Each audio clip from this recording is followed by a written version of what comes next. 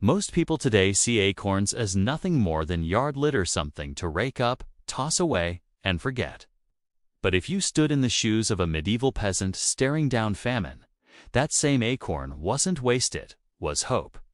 Beneath its rough shell lay the difference between life and death, a secret only the desperate could unlock. During the Great Famine of 1315, Europe faced an apocalypse disguised as weather. For 2 straight years, unending rain drenched the land. Fields became swamps. Grain sprouted rot instead of harvest. Farmers who once relied on predictable seasons now watched their livelihood dissolve into mud. A single acre that once produced enough to feed a family now gave barely enough for one. Hunger crept in slowly, then all at once. The situation grew even darker when a mysterious plague swept through Europe's cattle herds, wiping out nearly 80% of them. Overnight, milk, butter, meat all gone. England and Wales lost more than half their livestock in a single year. With the beasts of burden dead and crops drowned, the backbone of medieval survival shattered. Villages starved. Parents traded heirlooms for scraps. Even nobles, once insulated by wealth, found their tables bare. Chronicles from the time describe horrors almost too bleak to imagine, people eating dogs, horses, even turning against one another. And yet, while cities crumbled under famine's weight, the forests whispered their own solution. To the untrained eye, those woods were just wilderness. But to peasants who understood nature's language, they were supermarkets filled with ancient secrets. The oak tree, a silent witness to human struggle for centuries, offered salvation through its bitter fruit. Acorns, tiny, overlooked, and stubbornly inedible, held the potential to keep families alive. Archaeologists today have uncovered Iron Age granaries filled entirely with stored acorns. Evidence that long before the Middle Ages, humans had mastered the art of turning poison into nourishment. These weren't emergency rations. They were planned reserves, proof that generations before had relied on the oak's gift as a strategic lifeline. But calling acorns food was an understatement. In their raw form, they're dangerous. Packed with tannins, a natural chemical defense, they can destroy the human digestive system if eaten unprepared. The first bite of a raw acorn brings a bitterness that lingers, almost metallic, warning you to stop. And yet, medieval people didn't stop. They learned to fight back, using patience and chemistry long before science gave those ideas names. To them, the process wasn't simply cooking, was alchemy. Imagine the autumn forests of northern Europe. Damp air, heavy with the smell of rain and soil. Villagers bent over the forest floor, searching through fallen leaves. Gathering acorns wasn't a casual act, it was survival in motion. They knew which trees to trust. Red oaks meant trouble, their nuts overflowing with tannins that demanded days of labor to neutralize. White oaks, however, were gentler. Their acorns carried sweetness if picked at the right moment.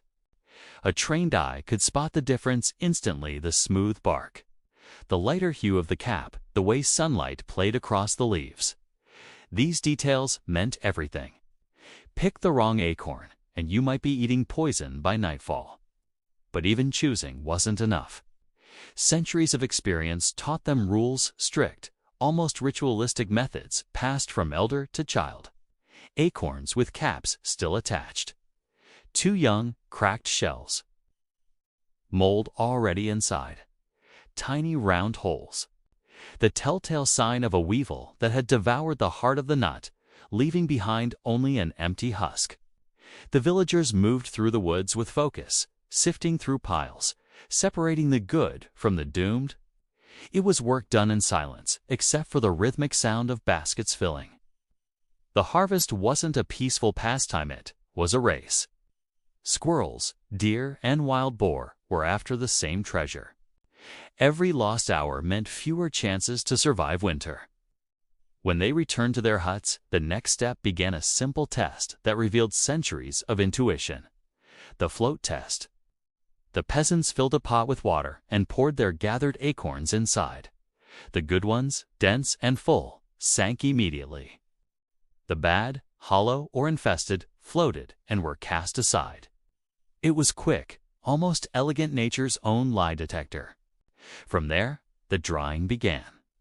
Spread near the hearth, the chosen acorns rested for weeks, drying slowly as families moved around them. The heat made their shells brittle and ready for the hardest part, the cracking. Picture a family huddled together after sunset. Firelight flickers against rough wooden walls. The steady crack of stone on stone fills the room like a heartbeat. Parents, children, even elders, each with their task cracking, peeling, sorting. It wasn't just food preparation. It was community, a ritual born of necessity. The air thickened with the scent of tannin and smoke, the faint bitterness staining their hands. For every few handfuls of usable nut meat, hours of work were spent. And still, they continued, because there was no alternative. This was what survival looked like, not grand heroism, but persistence. Once the shells were broken, another hidden layer emerged, the thin, papery skin clinging to the acorn's surface. That, too, carried tannins, requiring scraping and peeling until the nut finally gleamed pale and clean. Each small success brought the peasants closer to safety. Yet the danger remained. The nut meat, though clean, was still toxic. The final transformation required water lots of tan time. This was the true test, the phase that separated the desperate from the knowledgeable. To remove the tannins, the acorns had to be leached, a process so delicate that even temperature mattered. Cold water took patience, days of soaking, changing the water again and again until the bitterness faded. It preserved nutrition but cost precious time. Hot water worked faster, but risked destroying the acorn's natural oils and starch. In famine years, time was everything. Some families chose heat, others patience. But all shared one crucial rule: mix the two. Starting with cold water and switching to hot created a reaction that locked the toxins inside permanently, ruining the batch. In a world where every meal could decide survival, that mistake was unforgivable. Over the fire, ceramic pots simmered. Water turned the color of dark tea as tannins bled out, the acorns softening with each boil. The process repeated again and again, the water growing lighter each time.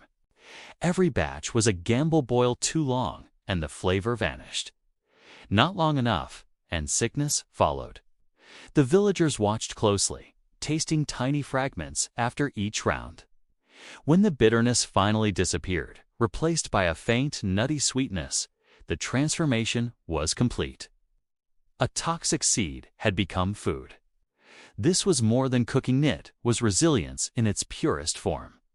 A lost knowledge born from hardship, rediscovered by every generation that faced hunger. The acorns weren't a luxury, but they carried something no grain or cattle could, a reminder that even in the harshest times, the forest still gave life. Before we continue deeper into how these humble nuts became a cornerstone of medieval survival, roasted, ground, and even turned into bread, drop a comment below. Would you ever try foraging and processing acorns yourself? Or does the idea sound too extreme for modern life? I'd love to know what you think. And don't forget to subscribe to Prehistoric Medievals so you don't miss the second part of this story, where we uncover how the medieval world turned these bitter forest relics into true survival food.